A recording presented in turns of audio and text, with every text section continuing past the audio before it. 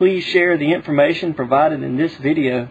Always remember that a crucial part of removing a person's confusion is understanding his or her unique source of it. This video is about the law of non-contradiction, and some of the other laws of logic, most notably, will be about the law of identity. In essence, what people will try to do when they are cornered, or just whenever it suits their needs, they will deny knowledge, deny the ability to know things for sure as humans. In essence, that in logic, that's called the law of rational inference, that humans can rationally infer and know things for sure. And the law of rational inference flows from, largely the first two laws of logic. That a thing is what it is, and it is not what it is not. And if we can know that for sure, then humans have the ability to reason and know things for sure. So let's just look at some examples. Statement number one, there is no truth. This is a self-contradictory statement because it is claiming to be the truth that there is no truth. So it cannot therefore be true. Statement number two, we could all be in the Matrix, and everything I see is not real.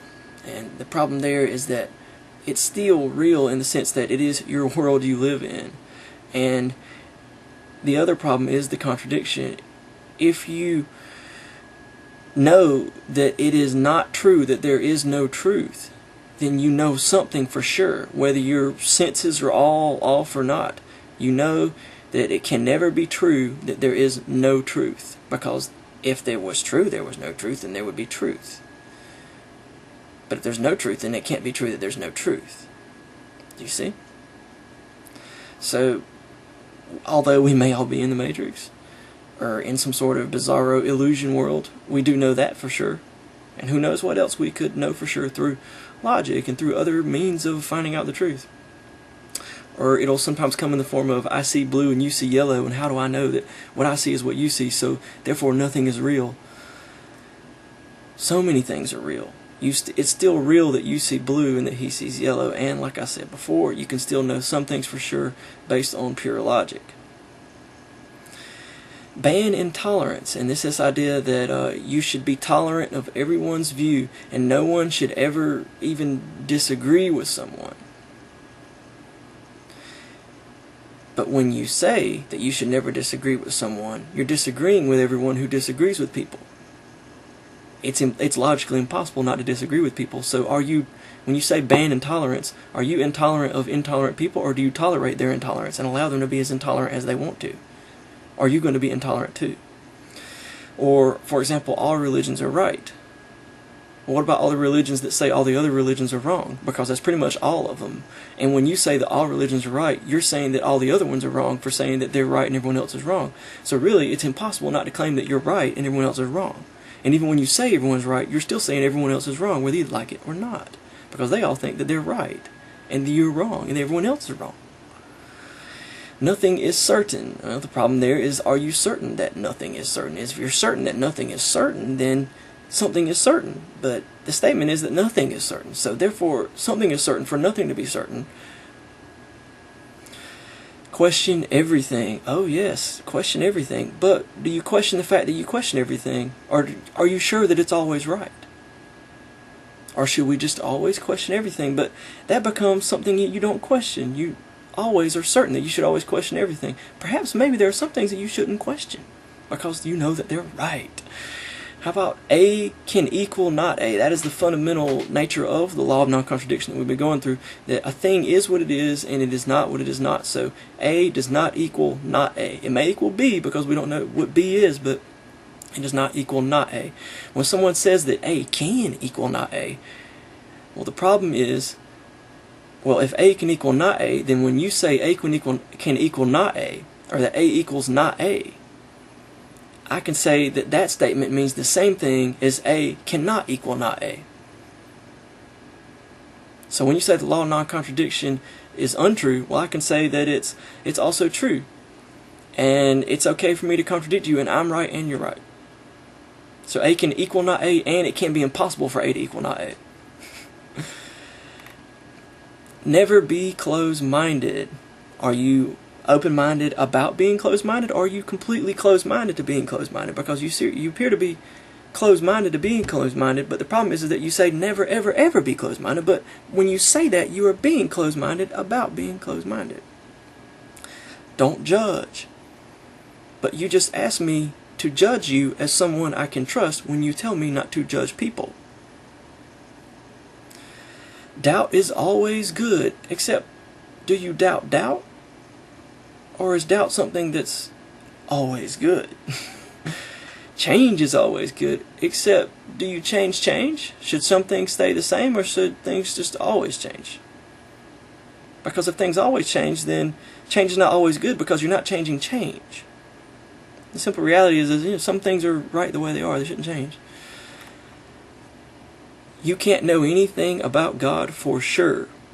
But how do you know that you can't know anything about God for sure without knowing that particular aspect of God for sure? In fact, that He is unknowable. How are you so sure that He is unknowable without knowing something about Him for sure? It works with anything. You say, you can't know anything about peanut butter for sure. Are you sure that you can't know anything about peanut butter? How do you know that about peanut butter? Perhaps we can know something for sure about peanut butter. And the conclusion here about both these is that perhaps we can know something about God for sure. And as soon as someone says that you can't, they're contradicting. Their statement is contradicting itself, and therefore it becomes meaningless. Just have faith, because we can't prove anything about God. So it'll take this form sometimes. Just believe it because we can't prove anything about God. Well, it's the same problem as before. How do you know you can't prove anything about God without knowing something about God for sure? Where's your proof? How do you know that? Because you seem to be really certain that you can't know anything about God. Proving things about God is the same as fully understanding God. Again, a similar problem. The problem here is that someone will assume you have to know everything about something to know something about something. And the contradiction is that they claim to know something about God, that proving something about Him is fully understanding Him, while claiming that they can't do that, because do you have to fully understand God to know that you can't prove things about God, or that that is fully understanding God? Because it sounds like you're fully understanding God when you fully say that you can't fully understand God.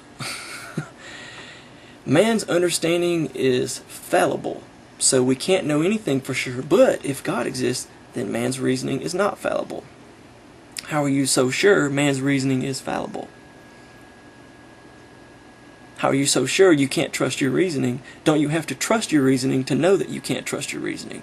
And if you're so certain you can't trust your reasoning, then perhaps you can trust your reasoning. But the problem is that it's obvious that you can't be certain that you can't be certain, that you can't be so sure you can't trust your reasoning by virtue of your reasoning. So you're trusting your reasoning to be certain that you can't trust your reasoning. And again, bringing God into the equation and saying, but God makes it so that I can trust my reasoning. Well, how do you know that? And then you say, well, I don't have to know that. I just know that. I don't have to defend that. There's no way to defend anything. How do you know that there's no way to defend anything? Anyway, because when you say, how do you know there's no way to defend anything, you're claiming to know that there's no way to defend anything, and you're defending on the basis that you don't know anything. But the problem is that your argument is that you don't know anything, so therefore you know that you can't know anything. And you know that you can trust God, because you don't know anything.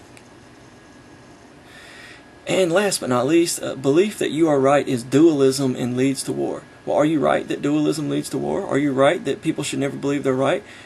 Is it okay for someone to believe he's right? Are you creating a dual situation between the people who believe they're right and the people that believe everyone's right? Because you just divided the whole world into those two groups. And I want to tell you something. The people who believe everyone's right is a very small, very limited group who's intolerant, apparently, of anyone who's in the majority group of people who believe they're right about whatever they think. Thank you for your time.